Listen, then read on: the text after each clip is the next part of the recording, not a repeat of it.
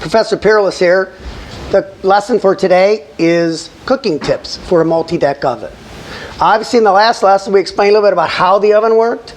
If you want to use it for baking, you want to set your slides per our recommended settings and allow your oven to stabilize at least 1 hour, if not an hour and a half, and to get a nice even stable temperature on all 4 compartments. If you're using our oven for pizza, you're going to use it primarily the same, but based on the fact that as stones, you might want to find your own favorite settings. The important lesson for today is the fact that you need to be aware of the fact that your oven has a temperature sensor on whether you're baking or for pizza, which means that your thermostat does control its temperature based on your sensor located in door number 2, which means you don't want to only use door number 2, but you don't want to never open door number 2. Your oven will respond to what door number 2 is doing. The other thing is that as you use your oven, the bottom door will always be the hottest. It does have the burner, but that can be a good thing because that means you'll always get a crisp bottom on your bottom stone in the bottom deck, which means you might have to rotate slightly.